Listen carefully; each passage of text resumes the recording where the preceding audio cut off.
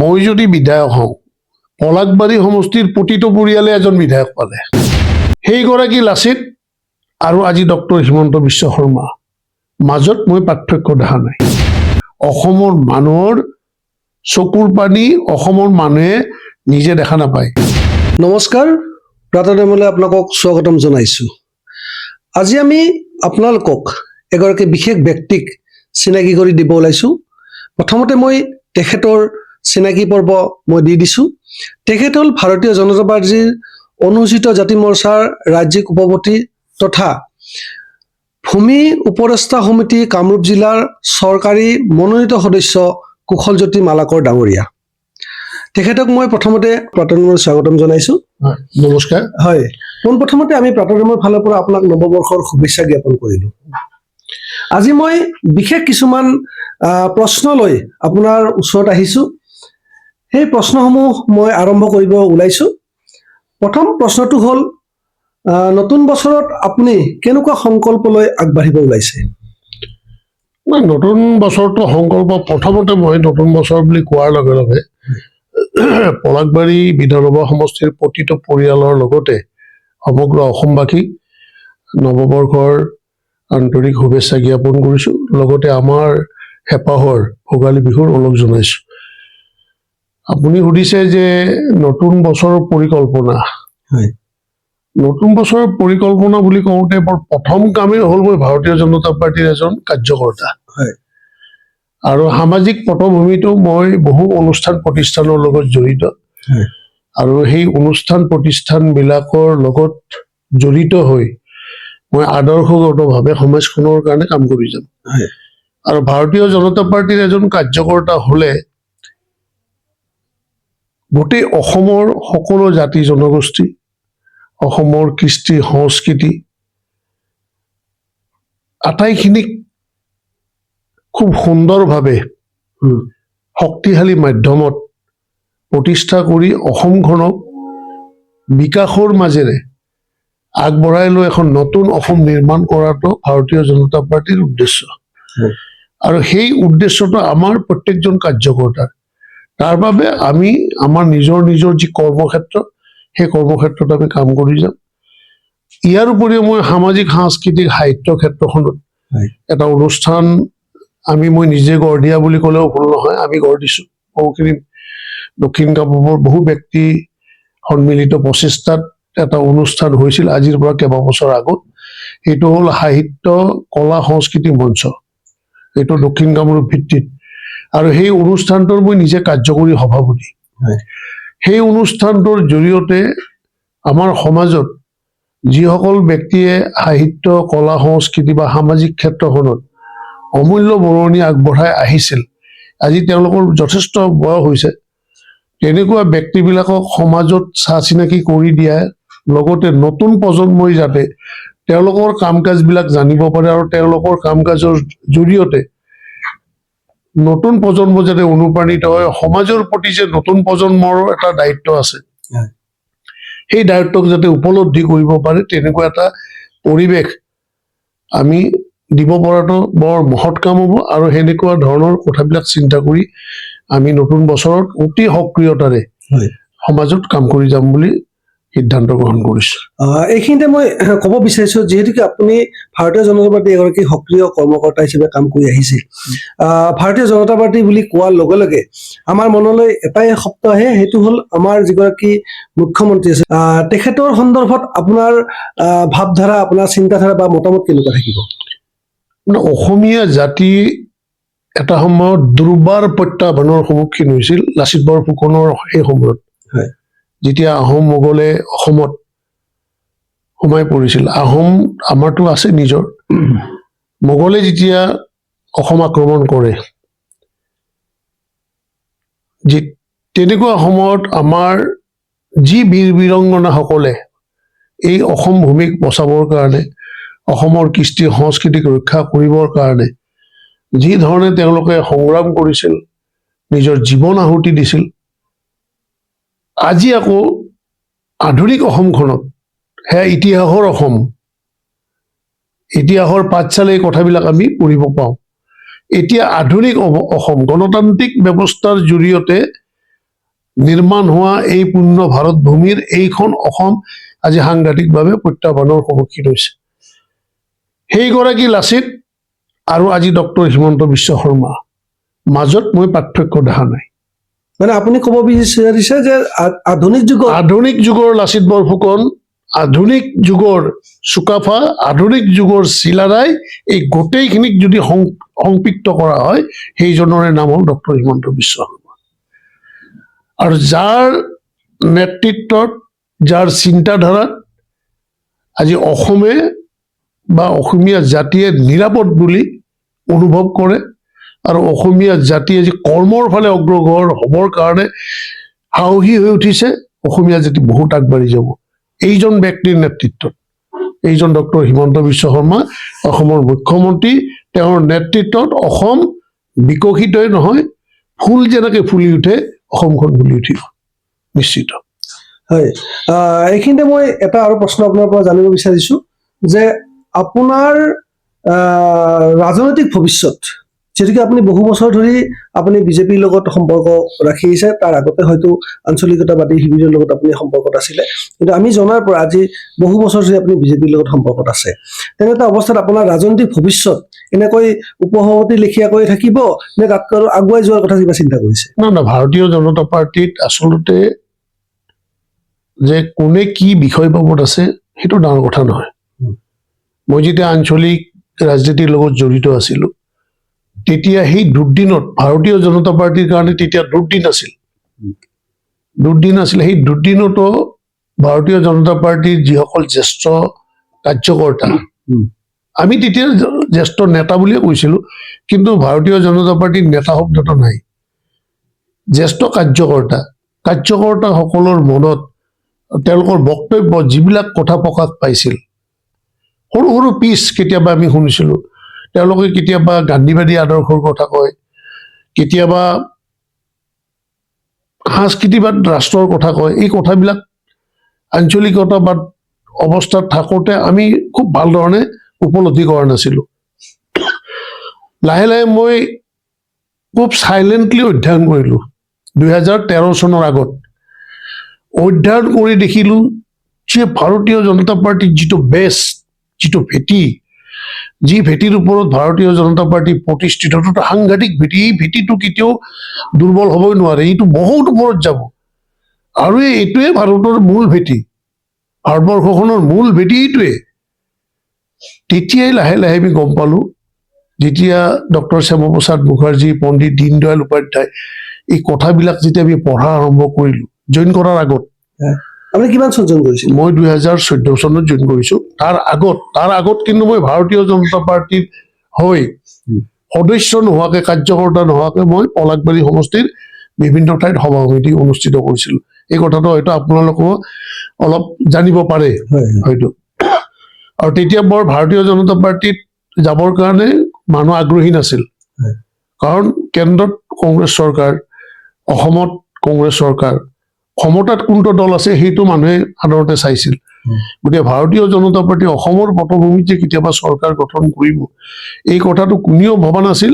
আৰু ভাৰতীয় জনতা পাৰ্টীৰ কাৰ্যকৰ্তাসকলে বহুত তিৰস্কাৰৰ সন্মুখীন হৈছিল সেই সময়ত। তাৰপিছত লাহে লাহে যে ইমান মনোবল ক'ৰ পৰা পায় সেইসকল জ্যেষ্ঠ কাৰ্যকৰ্তাই, ইমান প্ৰতিকূল বতৰত তেওঁলোকে এনেকুৱা ধৰণৰ সাহসেৰে কথাবিলাক ক'ব পাৰে, নিশ্চয় কিবা এটা আছে। যেতিয়া অধ্যয়ন কৰিলো, তেতিয়া পঞ্চনিষ্ঠা বুলি ভাৰতীয় জনতা পাৰ্টীৰ যি পিলাৰ কেইটা আছে, যি 5টা পিলাৰৰ ওপৰত ভাৰতীয় জনতা পাৰ্টী প্ৰতিষ্ঠিত, তাৰ ভিতৰত এটা 1 নম্বৰ পিলাৰ, 1 নম্বৰ 2 নম্বৰ নাই, 5টা পিলাৰ। 5টা পিলাৰৰ ভিতৰত আছিলে সাংস্কৃতিবাদ ৰাষ্ট্ৰ। সাংস্কৃতিবাদ ৰাষ্ট্ৰ নিৰ্মাণ কৰাটোৱে হ'ল ভাৰতীয় জনতা পাৰ্টীৰ মৌলিক উদ্দেশ্য। গান্ধীবাদী আদৰ্শ, জাতিৰ পিতা মহাত্মা গান্ধী আমাক, আমাৰ ৰাষ্ট্ৰখনক, আমাৰ দেশখনক ব্ৰিটিছৰ পৰা শাসনমুক্ত কৰিলে। তেওঁৰ যি আদৰ্শ আছিল, সেই আদৰ্শক ভাৰতীয় জনতা পাৰ্টী অনুকৰণ কৰে। গণতন্ত্ৰৰ বা গণতান্ত্ৰিক প্ৰমূল্যবোধ, যে গণতন্ত্ৰক সন্মান কৰে, গণতন্ত্ৰক ৰক্ষা কৰি ভাৰতীয় জনতা পাৰ্টী চলে। আৰু আছে কি, যে সকলো ধৰ্মৰ প্ৰতি সমভাৱ, ৰেচপেক্ট টু অল ৰিলিজন, এইটো ভাৰতীয় জনতা পাৰ্টীত আছে। মানুহে কয় যে ভাৰতীয় জনতা পাৰ্টী এটা হিন্দুৰ দল, তেনেকুৱা নহয়। ভাৰতীয় জনতা পাৰ্টী সনাতনী হিন্দু সংস্কৃতিৰ ভেটিত প্ৰতিষ্ঠিত, কিন্তু সকলো ধৰ্মক সমদৃষ্টিৰে চাই, সন্মানৰ দৃষ্টিৰে চাই। আৰু সেইকাৰণে আজি ভাৰতীয় জনতা পাৰ্টীত সকলো ধৰ্মৰ মানুহে প্ৰতিনিধিত্ব কৰাৰ সুযোগ আছে। মাইনৰিটিসকলৰ কাৰণে মাইনৰিটি মৰ্চা আছে, OBCৰ কাৰণে OBC, SCৰ কাৰণে SC, STৰ কাৰণে SC। সকলো প্ৰজন্ম, সকলো জাতি জনগোষ্ঠীয়ে ভাৰতীয় জনতা পাৰ্টীত প্ৰতিনিধিত্ব কৰিবৰ কাৰণে সেইকাৰণে ব্যৱস্থা আছে। সেইটোৱে সনাতনী সংস্কৃতি। যি ধৰ্ম বা যি সংস্কৃতি সকলো ধৰ্মক সন্মান জনায়, সেইটোৱে সনাতনী সংস্কৃতি। মূল্যবোধৰ ৰাজনীতি, 5 নম্বৰটো হ'ল মূল্যবোধৰ ৰাজনীতি। এইটো আটাইতকৈ ডাঙৰ কথা। এই মূল্যবোধৰ ৰাজনীতি যোনে অনুকৰণ কৰিব নোৱাৰিব, তেওঁ ভাৰতীয় জনতা পাৰ্টীত থাকিব নোৱাৰিব। তেওঁ স্বাৰ্থত যিসকল ব্যক্তি আহে, তেওঁলোকে মূল্যবোধৰ ৰাজনীতি কৰিব নোৱাৰে। আৰু মূল্যবোধৰ ৰাজনীতিটো কেনেকুৱা বস্তু, যে আমি ৰাষ্ট্ৰৰ প্ৰতি সমৰ্পিত হৈ এটা আদৰ্শগত ৰাজনীতি কৰিম। তাত নিজৰ ব্যক্তিগত স্বাৰ্থৰ কোনো প্ৰাধান্য নাই।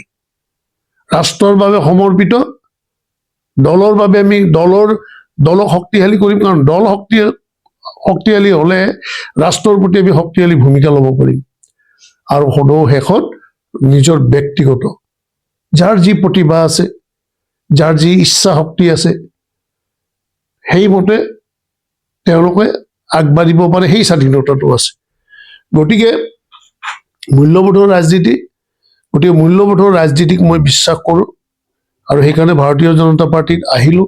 আৰু তেতিয়াৰ পৰা উপসভাপতি হৈ আছোঁ, এতিয়াও আছোঁ। আৰু ভাৰতীয় জনতা পাৰ্টীৰ মজিয়াত বোধহয় হায়েষ্ট টাইম ভাইচ প্ৰেচিডেণ্ট হৈ থকা ব্যক্তিজনে মই। কালি যদি মই সকলো বিষয়ববৰ পৰা আঁতৰি এজন বুথৰ সভাপতি হ'ব লগা হয়, মই হাঁহিমুখে হওঁ। আমাৰ ইয়াত কোনো ধৰণৰ আপত্তি, দুখ ইয়াতে নাথাকে। সেইটোৱে মূল্যবোধৰ ৰাজনীতি, যে নিজৰ স্বাৰ্থক পিছত ৰাখি সমাজ আৰু ৰাষ্ট্ৰৰ প্ৰতি, ৰাষ্ট্ৰৰ হিতৰ কাৰণে কাম কৰি যাব পৰা জনেহে ভাৰতীয় জনতা পাৰ্টীৰ প্ৰকৃত কাৰ্যকৰ্তা। মই এইখিনিতে অলপ পিছুৱাই যাব বিচাৰিছো, আপোনাৰ বক্তব্যৰ মাজলৈ যাব বিচাৰিছো। আপুনি 5টা পিলাৰৰ কথা ক'লে। মই 5টা পিলাৰৰ কিন্তু মোৰ 2টা ক'বলগীয়া আছে। এটা হ'ল আপুনি কৈছে যে গান্ধীবাদ, কিন্তু আমি প্ৰায়ে দেখিছো বিজেপিৰ একাংশ ব্যক্তিয়ে মহাত্মা গান্ধীক লৈ কিছু বিৰূপ মন্তব্য কৰি আহিছে। তেওঁ জাতীয় পিতা নহয়, তেওঁ পাকিস্তানৰহে জাতি পিতা বুলি ক'বলৈ বিচাৰিছে। এই ক্ষেত্ৰত আপুনি কি কয়? মোৰ দৃষ্টিভংগীত কিন্তু মই তেনেকুৱা ধৰণৰ ভাৰতীয় জনতা পাৰ্টীৰ এই 5টা পিলাৰৰ দ্বাৰাই প্লাবিত হোৱা, ভাৰতীয় জনতা পাৰ্টীৰ প্ৰকৃত আদৰ্শৰ দ্বাৰা প্লাবিত হোৱা কোনো কাৰ্যকৰ্তাই জাতিৰ আপুনি ক'ব বিচাৰিছে নেকি যে যিসকল ব্যক্তিয়ে মহাত্মা গান্ধীক উপনোৱা কৰি আহিছে তেওঁলোক প্ৰকৃত বিজেপি কৰ্মকৰ্তা নহয়? আমিতো গান্ধীবাদী আদৰ্শকে মানুহ। আমাৰ আছে যে গান্ধীয়ান প্ৰিন্সিপল, আমি আদৰ্শ স্বৰাজ স্বজাতি স্বদেশ, মই তাকে ক'ব, তাৰ কাৰণে আমি সেইটোৱে কাম কৰি আছো। মই আপোনাক তাকে সুধিছো, যিহেতুকে আপোনালোকে গান্ধীবাদী আদৰ্শলৈ আপোনালোকে আগবাঢ়িছে, এইটো ভাল কথা, কিন্তু একাংশই গান্ধীক উপনোৱা কৰিছে। মই সেইটো ভাৰতীয় জনতা পাৰ্টী ইমান এটা বিশাল দল, কিমান লক্ষ্য কাৰ্যকৰ্তা আছে, আৰু প্ৰত্যেকৰে স্বাধীনতাও আছে। আজিকালি ছচিয়েল মিডিয়াৰ যুগ, কোনোবাই ব্যক্তি তেনেকুৱাকে ক'ব পাৰে, একো ডাঙৰ কথা নহয়। কিন্তু সেই হিচাপটো এইটো ভাৰতীয় জনতা পাৰ্টীৰ মজিয়াটো নাথাকে। এইকাৰণে নাথাকে, ব্যক্তিগত আৰু তেওঁ দলত তেনেকুৱা ভূমিকাও নাই। হয়তো দলত ভূমিকা থকা কোনো ব্যক্তিয়ে তেনেকুৱা কথা নকয়। এইখিনি মই মাজত আৰু অকমান বিষয় গৈ মাজত আহিছো। আপুনি ক'লে কি মানে সকলো ধৰ্মৰ কথা ক'লে, কিন্তু আমি প্ৰায় নটিচ কৰিছো যে আমাৰ যিখিনি মাইনৰিটি চেলৰ মানুহ আছে, মানে আমাৰ ইছলাম ধৰ্মাৱলম্বী যিখিনি মানুহ আছে, তেওঁলোকে সদায় বিজেপি তেওঁলোকৰ মানে শত্ৰু বুলি ভাবে, বিজেপিক শত্ৰু বুলি ভাবে। বা মই সকলোকে কোৱা নাই, মানে অধিকাংশই কিন্তু বিজেপিক তেওঁলোকৰ মানে ফৰে থকা বুলি নাভাবে। আৰু আপোনালোকৰ বিজেপিৰো আমি বহুত এনেকুৱা আমি দেখিছো উম। যিসকলে মানে প্ৰায়ে মানে মাইনৰিটি চেলৰ মানুহে আক্ৰমণ কৰা আমি দেখিবলৈ পাওঁ। এই ক্ষেত্ৰত আপুনি কি ক'ব? নাই, এতিয়া মাইনৰিটিখিনিয়ে ভাৰতীয় জনতা পাৰ্টীক তেওঁলোকৰ শত্ৰু বুলি সকলোৱে নাভাবে। প্ৰকৃত অসমীয়া যিসকল মুছলমান হয়। বা প্ৰকৃত ভাৰতীয় যিসকল মুছলমান, তেওঁলোকেতো ভাৰতীয় জনতা পাৰ্টীকে ভোট দিয়ে। আজি আপুনি আমাৰ চামগুৰি বিধানসভা সমষ্টিত ভাৰতীয় জনতা পাৰ্টীৰ প্ৰাৰ্থী হাৰিছে। তাত ৰজাৰ দৰে বসবাস কৰি থকা ৰকিবুল হুছেইনৰ নিজৰ ল'ৰা হাৰি গ'ল। কৈছে নে নাই? কৈছে। আজি মাইনৰিটি মৰ্চা আমি কিয় কৰিছো? মাইনৰিটি মৰ্চাত কোনে আছে? আমাৰ ধৰ্মীয় সংখ্যালঘু মানুহখিনি আছে। তেনেকুৱা কথা নহয়। আজি যিসকল সন্দেহযুক্ত বংগীয় মূলৰ মুছলমানে অবৈধভাৱে আহি আমাৰ ফৰেষ্ট ডিপাৰ্টমেণ্টৰ মাটি, বন বিভাগৰ মাটি, চৰকাৰী ভূমি, সত্ৰ এইবিলাকত যিসকলে বেদখল কৰিছে, সেই বেদখল মুক্ত কৰাটো হ'ল আমাৰ ভাৰতীয় জনতা পাৰ্টীৰ এটা উদ্দেশ্য। কৰিবই লাগিব, জাতিটোক ৰক্ষা কৰিবৰ কাৰণে কৰিবই লাগিব। কাৰ্বি সেইখিনি আংলঙতো কাৰ্বি আংলঙতো কৰিছে, কৰিবই লাগিব। কিন্তু সেইখিনি আৰু মিডিয়া সেইখিনি মুছলমান নহয় নেকি? মাননীয় মুখ্যমন্ত্ৰীৰ যদি আপোনালোকে বক্তব্য চাই হয়। দেখিব যে সন্দেহযুক্ত মিয়া মুছলমান। কিন্তু কাৰ্বি আংলঙৰ খিনি বেলেগ নেকি? সেইকাৰণে কাৰ্বি আংলঙত মাননীয় মুখ্যমন্ত্ৰীয়ে কৈছে যে তাত সম্পূৰ্ণ প্লেণ্টেশ্যন হ'ব। ঠিক আছে। তাত সেই জাগাত যিবিলাকক বিভিন্ন কাৰণত পাৰ্মিট দিছে কনষ্ট্ৰাকশ্যনৰ কাৰণে, এইবিলাক চব কেঞ্চেল হ'ব লগে লগে, তৎপৰ। মাননীয় মুখ্যমন্ত্ৰীৰ লগে লগে সিদ্ধান্ত লৈছে অন দা স্পট। গতিকে আমি মাইনৰিটিৰ শত্ৰু নহয়। অসমীয়া মুছলমান সকলক আমি সদায় আহ্বান জনাম যে তেওঁলোকে ভাৰতীয় জনতা পাৰ্টীৰ জৰিয়তে অসমক সেৱা কৰক। আমি সেইটোৱে বিচাৰোঁ, আৰু সেৱা কৰিও আছে। এইবাৰতো আগন্তুক বিধানসভা নিৰ্বাচনত আপুনি চাব পলাশবাৰী সমষ্টিত মাইনৰিটি যিখিনি আমাৰ মুছলমান, অসমীয়া মূলৰ মুছলমান, আমি more than 60% ভোট পাম। এতিয়া কথা হৈছে কি যে যি 55 বছৰ কণ্টিনিউৱাছলি কংগ্ৰেছ চৰকাৰে আমাৰ দেশখন শাসন কৰিছিল, তেওঁলোকে এটা বীজ টি গাৰ্ডেনৰ মানুহখিনিক আৰু মাইনৰিটি মানুহখিনিক, মুছলমান মানুহখিনিক, বিশেষকৈ মুছলিম সম্প্ৰদায়ৰ ধৰ্মীয় মানুহখিনিৰ মাজত এটা বীজ ৰোপণ কৰি দিছিল 1980 চনৰ পিছৰ পৰা, যে ভাৰতীয় জনতা পাৰ্টি হৈছে সম্পূৰ্ণভাৱে এটা হিন্দু বেছ পলিটিকেল পাৰ্টি।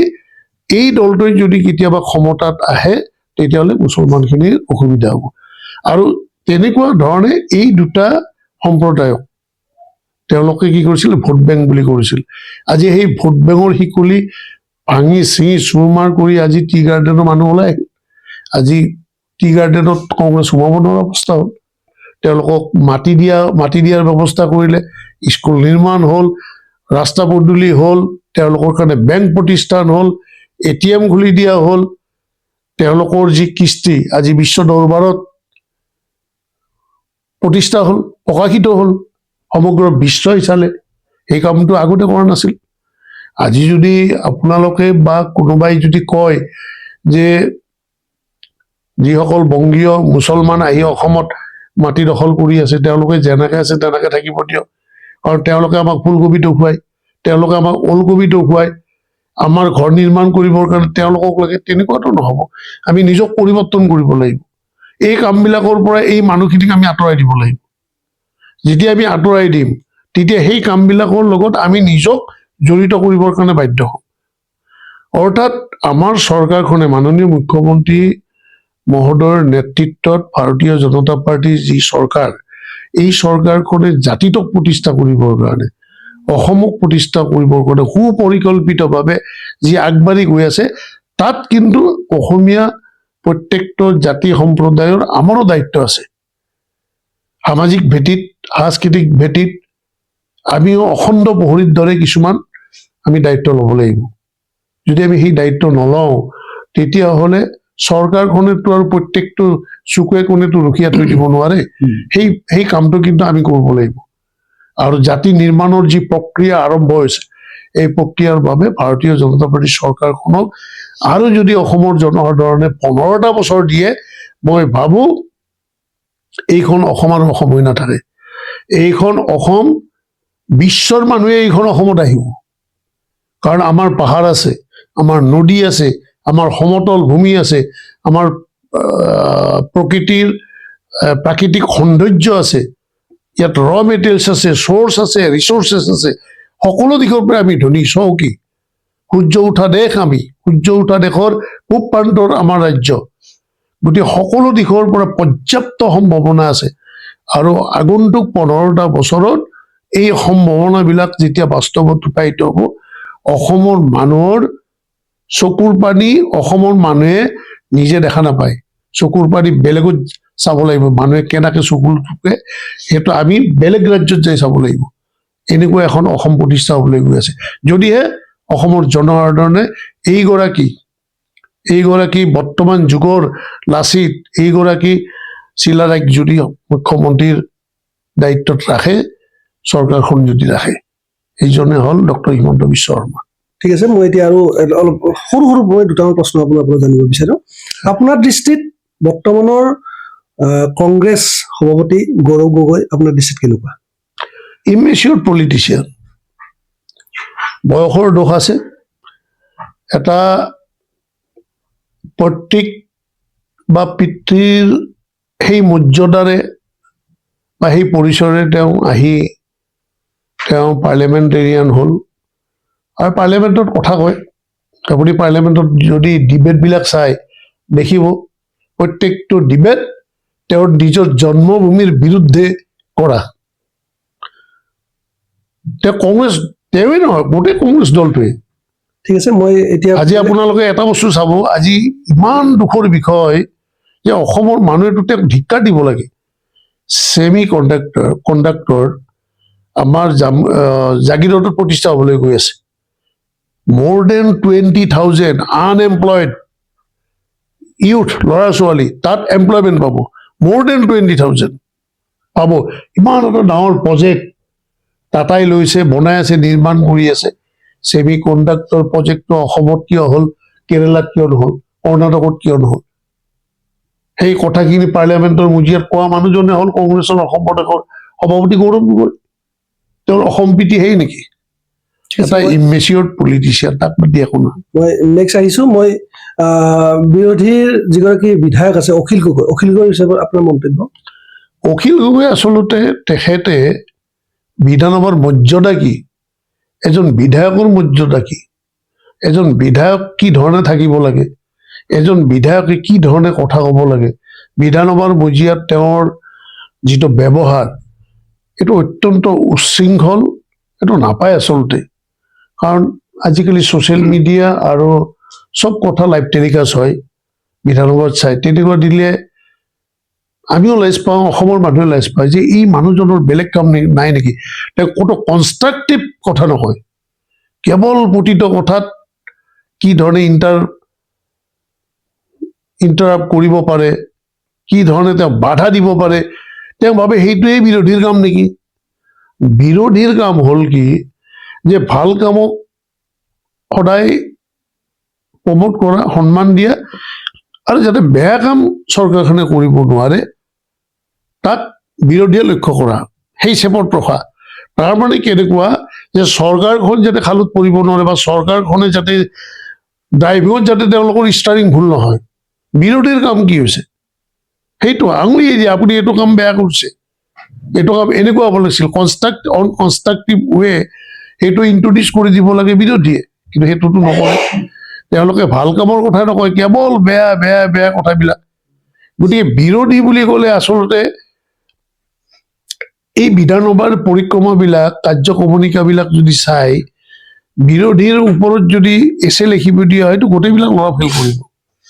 যদি বিধানসভাৰ মজিয়াখনত চাই লিখিব দিয়া হয়। মই এইবাৰ আহিছো লুৰিণ জ্যোতি, অসম জাতীয় পৰিষদৰ বৰ্তমান সভাপতি লুৰিণ জ্যোতিৰ আপোনাৰ মন্তব্য? লুৰিণ জ্যোতি কি, আপুনি কি বুলি ভাবে? প্ৰথমতে আপোনাৰ দৃষ্টিত আপুনি মোক প্ৰশ্ন কৰিলে, লুৰিণ জ্যোতি গগৈৰ কথা যেতিয়া মোক সুধিলে, লুৰিণ জ্যোতি গগৈ আপুনি বৰ ইম্পৰ্টেঞ্চ দিছে, তাৰ কাৰণে মোক সুধিছে। আপুনি লুৰিণ জ্যোতি গগৈ কিয় ইম্পৰ্টেঞ্চ দিলে? তেওঁতো ইম্পৰ্টেঞ্চ পাব লগা এজন ব্যক্তিয়ে নহয়, তেওঁ নিজৰ সমষ্টিৰ মানুহে ইম্পৰ্টেঞ্চ দিয়া নাই। আজি যদি মই পলাশবাৰী সমষ্টিৰ এজন বিজেপিৰ সাধাৰণ কাৰ্যকৰ্তা হিচাপে কথাখিনি আচলতে কোৱাটো প্ৰয়োজনেই নাই। তেওঁৰ নিজৰ সমষ্টিৰ মানুহে ইম্পৰ্টেঞ্চ দিয়া নাই। আৰু তেওঁ কোনো ৰাজনৈতিক দলৰ নেতা নহয় নহয়। কোনটো ৰাজনৈতিক দলৰ নেতা? তেওঁ এটা দল খুলিছে, এইটো ৰাজনৈতিক দল নহয় নহয়। তেওঁলোকেহে কয় ৰাজনৈতিক দল বুলি। ইলেকশ্যন কমিশ্যনে তেওঁলোকৰ ৰাজনৈতিক দল বুলি ঘোষণা কৰিছে নেকি? তেওঁলোকে ৰিকগনাইজ নেকি? সেইটো এটা unrecognise political party. Recognise political party ষ্টেটত যিমান ভোটাৰ্ছ আছে মিনিমাম 8% ভোট পাব লাগিব সেই দলটো। 2খন আসন থাকিব লাগিব, এছেম্বলিত 2টা চিট থাকিব লাগিব, যদি নাথাকে লোকসভাৰ 1টা চিট থাকিব লাগিব, টু গেট দ্য পলিটিকেল ৰিকগনাইজেশ্যন। গতিকে ইলেকশ্যন কমিশ্যনে তেওঁলোকক ৰিকগনাইজে কৰা নাই। আৰু তেওঁলোকে কৈ আছে যে লুৰিণজ্যোতি গগৈ অসম জাতীয় পৰিষদৰ সভাপতি। আৰে অসম জাতীয় পৰিষদ এটা তেওঁলোকৰ সংগঠন। It is not a political party recognise by election commission of India. Recognise হোৱা নাই। গতিকে তেওঁলোকক পলিটিকেল বুলি নধৰিব। তেওঁলোকে এটা চিঞৰ বাখৰ কৰি থকা এটা দলৰহে তেওঁ সভাপতি। কি আছে তেওঁলোকৰ এজেণ্ডা? কি আছে? তেওঁলোকৰ এজেণ্ডা নাই, একো এজেণ্ডা নাই।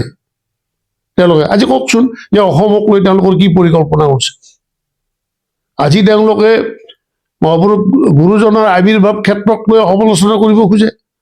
আজি শ্বহীদ ন্যাসক লৈ সমালোচনা কৰিব খোজে। ব্ৰহ্মপুত্ৰ নৈৰ ওপৰত নিৰ্মাণ হৈ থকা দলংবিলাকৰ কথা লৈ সমালোচনা কৰিব খোজে। আজি জ্যোতি বিষ্ণুৰ প্ৰেক্ষাগৃহ নিৰ্মাণ হ'ল, 5,000 মানুহে একেলগে বহি তাত অনুষ্ঠান পৰিৱেশন কৰিব। তাত কলা সংস্কৃতি ৰিচাৰ্চ হ'ব, তাত কলা সংস্কৃতি পৰিৱেশন হ'ব। পাৰিলে তাকো লৈ কৰিব বিচাৰে। তেওঁলোকে কোনোদিনটো ক'ব পৰা নাই যে অসমত এইটো বস্তু হ'ব লাগে। বিৰোধী ঐক্যক লৈ আপোনাৰ মতামত? একো নাই, একোৱেই নাই। এইটো ক'ত বিৰোধী বোলা বস্তু আছে? একোৱেই নাই। অখিল গগৈ লগ কৰিব খুজিছে শিৱসাগৰ চিটটোৰ পৰা জিকি অহাৰ উদ্দেশ্যত। সি জানে লগ নালাগিলে সি হাৰি আছে। সি ভাবি আছে যে লগ লাগিলে মই জিকিম, তেনেকে তেওঁ ভাবে। লুৰিণজ্যোতি গগৈ ভাবে তেনেকে যে লগ লাগিলে মই কংগ্ৰেছৰ ভোট কেইটাও পাম। কংগ্ৰেছৰতো মিনিমাম ভোট এটা আছে। গতিকে তেনেকে অংক মিলাই সিহঁত জিকি অহাৰহে স্বাৰ্থ।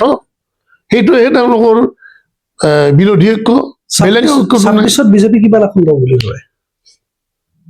মোৰ যিটো পাৰ্চনেল অপিনিয়ন, এইটো মোৰ ব্যক্তিগত অপিনিয়ন, 80+। NDA নে অকল বিজেপি? বিজেপি নাই নাই, অসম গণ পৰিষদক ধৰি। আমিতো বিজেপি হৈ ইলেকশ্যন নেখেলাওঁ। আমি NDA হিচাপে ইলেকশ্যন খেলা। আমাৰ এজেণ্ডাও তেনেকুৱা। NDA হিচাপে এজেণ্ডা থাকিব। আমাৰ যিখন মেনিফেষ্টো থাকিব, এই মেনিফেষ্টোখন আমাৰ নহয়, NDAৰো নহয়, অসমৰ জনসাধাৰণৰ মেনিফেষ্টো। আপোনালোকে এইটো আচৰিত হ'ব, অসমৰ ভাৰতবৰ্ষৰ পটভূমিত অসমত NDA বা ভাৰতীয় জনতা পাৰ্টি যিখন মেনিফেষ্টো তৈয়াৰ কৰিব, এই মেনিফেষ্টোখন অসমৰ জনসাধাৰণে তৈয়াৰ কৰি দিয়া মেনিফেষ্টো। এইটো কোনো বিজেপিয়ে নকৰে। অসমৰ জনসাধাৰণে তৈয়াৰ কৰিব। তাত আপোনাৰো মন্তব্য আছে, থাকিব। এজন খেতিয়কৰো মন্তব্য থাকিব পাৰে। তাৰ কাৰণে এটা অভিনৱ এটা সুন্দৰ ব্যৱস্থা লৈছে যে জনসাধাৰণৰ পৰা পৰামৰ্শ বুটলাৰ কাৰণে। এতিয়া আহিছো আপোনাৰ জীৱনলৈ। যিহেতুকে 26ৰ নিৰ্বাচন সমাগত, আপুনি 2014 চনৰ পৰা বিজেপিৰ এগৰাকী সক্ৰিয় কৰ্মকৰ্তা হিচাপে কাম কৰিছে, সেৱা কৰি আহিছে। 2026ৰ নিৰ্বাচনত যদি ভাৰতীয় জনতা পাৰ্টি, যিহেতুকে এটা এনেকুৱা দল, কোনেও ক'ব নোৱাৰে যে কোনে টিকেট পাব কোনে নাপায়। ইভেন মুখ্যমন্ত্ৰীজনেও ক'ব নোৱাৰে যে তেওঁ নিৰ্বাচনত জয়ী হোৱাৰ পিছত মুখ্যমন্ত্ৰী হ'ব বুলি ক'ব নোৱাৰে। কাৰণ আমি ইতিমধ্যে ৰাজস্থান আৰু মহাৰাষ্ট্ৰত আমি তাৰ প্ৰতিচ্ছবি আমি দেখিলো। সামগ্ৰিক পৰিচালনা। যদি আপোনাক এইবেলি ভাৰতীয় জনতা পাৰ্টি, কিন্তু মই অসমত কৰি দিব পাৰো, মুখ্যমন্ত্ৰী ডক্টৰ হিমন্ত বিশ্ব শৰ্মা। ঠিক আছে, এইটো আপোনাৰ বিশ্বাস। এতিয়া মই আপোনাৰ পৰা জানিব বিচাৰো, যদি এইবেলি নিৰ্বাচন যে অনুষ্ঠিত হবলৈ গৈ আছে, আপুনি ভাৰতীয় জনতা পাৰ্টিৰ পৰা আপুনি টিকট বিচাৰিবনে? টিকট বিচৰাৰ অধিকাৰটো ভাৰতীয় জনতা পাৰ্টীয়ে সকলোকে দিয়ে। আপুনি বিচাৰিব নে নাই? ডেফিনেটলি বিচাৰিম। তো আপোনাক যদি সঁচাকে টিকট দিয়া হয়, তো আপুনি কেনেকুৱা ধৰণৰ মানে প্ৰতিশ্ৰুতি লৈ পলাশবাৰী সমষ্টিৰ ৰাইজৰ মাজলৈ আহিব? মই প্ৰথম চাওক, ইয়াত এজন বিধায়কৰ, ভাৰতীয় জনতা পাৰ্টি এনেকুৱা এটা চিন্তাৰ মাজেৰে কাম কৰা দল। ইয়াত পাৰ্টিকুলাৰ এটা সমষ্টিক লৈ চিন্তা নহয়, সমগ্ৰ অসমৰ মানচিত্ৰ। আমি অসমৰ মানচিত্ৰখন যদি ধুনীয়াকৈ আঁকো তেতিয়াহে অসমখন ধুনীয়া হ'ব। আমি এটা সমষ্টি ধুনীয়া ৰং বিৰং কৰি দিলোঁ, বাকী সমষ্টিকেইটা আমি ব্লেক কৰি ৰাখি দিলোঁ, সেইখন অসম ধুনীয়া নহয়। গতিকে গোটেই অসমৰ পটভূমিত আমাৰ দলে বা আমাৰ চৰকাৰে পৰিকল্পনা কৰে উন্নয়নবিলাক। কিন্তু এজন বিধায়কৰ ন্যূনতম কিছু দায়িত্ব আৰু কৰ্তব্য থাকে নিজৰ সমষ্টিটোক লৈ। গতিকে আমাৰ দৰে ব্যক্তি যদি ৰাজ্যিক সমিতিৰ কৃপাত, ৰাষ্ট্ৰীয় নেতৃত্বৰ কৃপাত বা আমাৰ ওপৰত পৰা আমাৰ ৰাজ্যিক নেতৃত্বৰ সুদৃষ্টিৰ কাৰণে যদি টিকট পাওঁ, জয়ী হোৱাটো 100% নিশ্চিত। তেতিয়া মই ভাবোঁ পলাশবাৰী সমষ্টিৰ 1 নম্বৰ কামত প্ৰথম কথা, পলাশবাৰী সমষ্টিৰ প্ৰতিটো পৰিয়ালৰ ঘৰত এজনকৈ বিধায়ক থাকিব। বুজি পাইছেনে? মানে প্ৰতিটো পৰিয়ালৰ বাবে এজনকৈ বিধায়ক মানে বুজি নাপাওঁ, ভালো বুজাই দিয়ক। মই যদি বিধায়ক হওঁ, পলাশবাৰী সমষ্টিৰ প্ৰতিটো পৰিয়ালে এজন বিধায়ক পালে, কাৰোবাৰ ল'ৰাই বিধায়ক হোৱাৰ দৰে হ'ব, কাৰোবাৰ ককায়েকে বিধায়ক হোৱাৰ দৰে হ'ব। এতিয়াতো বুজি পাইছে? পাইছো, নিশ্চয় পাইছো। তাৰমানে বিধায়ক হ'লে নিজৰ ঘৰখনৰ কাৰণে বিধায়ক নহয়, বিধায়ক হ'ব লাগিলে সমষ্টিটোৰ প্ৰতিটো পৰিয়ালৰ বাবে বিধায়ক হ'ব লাগিব, প্ৰতিটো পৰিয়ালৰ ওপৰত দায়িত্ব থাকিব লাগিব। প্ৰতিটো এলেকাৰ যি তেওঁলোকৰ চিন্তা চৰ্চা, এই চিন্তা চৰ্চাক নিজৰ চিন্তা চৰ্চা হিচাপে ল'ব লাগিব। প্ৰতিটো অঞ্চলৰ যি স্বাভিমান, সেই স্বাভিমানক নিজৰ দায়িত্ব হিচাপে ল'ব লাগিব। আৰু গ্ৰাম্য অৰ্থনীতি তৈয়াৰ কৰিবৰ কাৰণে এটা সুস্থ পৰিকল্পনা কৰিব লাগে যে মোৰ সমষ্টিটোৰ যিটো গ্ৰাম্য অৰ্থনীতি, চৰকাৰেতো চব কৰিও আছে, তাৰ উপৰিও কিছু পাৰ্চেণ্ট মই গ্ৰাম্য অৰ্থনীতি শক্তিশালী কৰাৰ কাৰণে পৰিকল্পনা কৰোঁ, আৰু সেইটোৱে চৰকাৰৰ লগত আলোচনা কৰি কৰাটো প্ৰয়োজন।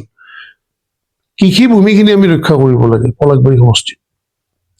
আমাক ইণ্ডাষ্ট্ৰিও লাগিব, কিন্তু কৃষি ভূমি লাগিব। কৃষি ভূমি নাথাকিলে কৃষ্টি সংস্কৃতিৰ ওপৰত আঘাত হয়, কাৰণ কৃষি কৰ্মৰ জৰিয়তে আমি কৃষ্টিক পাইছোঁ। আমাৰ যিবিলাক কৃষ্টি, থলুৱা কৃষ্টি, এই কৃষ্টিবিলাক আমি কিহৰ কাৰণে কিহত পাইছোঁ? আমাৰ কৃষি কৰ্ম কৰি থাকোঁতে আমি পাইছোঁ। এই ভোগালী বিহু যদি আমাৰ নাইকিয়া হৈ যায়, কাতি বিহু যদি নাইকিয়া হৈ যায়, খেতি পথাৰ যদি নাথাকে ভোগালী বিহু ক'ত পাতিব? ক'ত পাতিব মেজিটো? খেতি পথাৰ যদি নাথাকে তেতিয়াহ'লে কাতি বিহু ক'ত থাকিব? চাকি বন্তি ক'ত জ্বলাম আমি? গতিকে আমাৰ খেতি পথাৰখন ৰক্ষা কৰি সৰু সৰু কিছুমান কাম আছে, পল্ট্ৰি, ভেটেনাৰী ডিপাৰ্টমেণ্টক শক্তিশালী কৰা, ডায়েৰী, পল্ট্ৰি, ফিচাৰী, পিগাৰী, এনেকুৱা ধৰণৰ যিখিনি দিশৰ লগত আমাৰ গ্ৰাম্য অঞ্চলৰ মানুহ জড়িত, তেওঁলোকক শক্তিশালী কৰিব লাগিব। তেতিয়া সেই পৰিয়ালবিলাকৰ অৰ্থনীতি টনকিয়াল হয়, আৰু গ্ৰাম্য অৰ্থনীতি টনকিয়াল যদি হয়, তেতিয়া ৰাজ্যখনৰ অৰ্থনীতি টনকিয়াল হ'ব। ঠিক আছে, ৰাজ্যৰ অৰ্থনীতি টনকিয়াল হ'লেহে ৰাষ্ট্ৰৰ অৰ্থনীতি টনকিয়াল হয়। যেনেকৈ আমাৰ বাৰ্তালাপ বহুত দীঘলীয়া হৈ আহিল, মই এতিয়া অন্তিম পৰ্যায়ত আহিছো।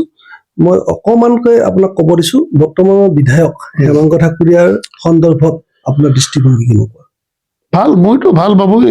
আজি মাজতে তেওঁলোকৰ এটা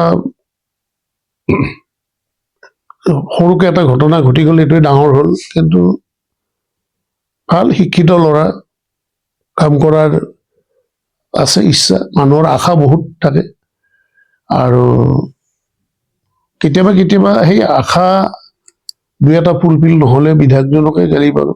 আৰু এজন বিধায়কে গালি খাব পৰাটো, সেই গালিবিলাকৰ মাজত মৰম আছে। মই এটা পৰিয়ালে বা কোনো এজন ব্যক্তিয়ে যেতিয়া বিধায়ক এজনক গালি পাৰিব, তেতিয়া বিধায়কজনে চিন্তা কৰাটো প্ৰয়োজন, এই পৰিয়ালটোৱে মোৰ ওপৰত বহুত বিশ্বাস কৰিছিল, হয়তো পৰিয়ালটোৰ বিশ্বাসটো মই ৰাখিব নোৱাৰিলোঁ, তাৰ কাৰণে পৰিয়ালটোৱে মোক অকণমান সমালোচনা কৰিলে। যদি এই কথাবিলাক যদি আমি প্ৰত্যেক কাৰ্যকৰ্তাই শিকি লওঁ, তেতিয়াহ'লে আমি মানুহৰ মাজত সোমাই যাব পাৰিম।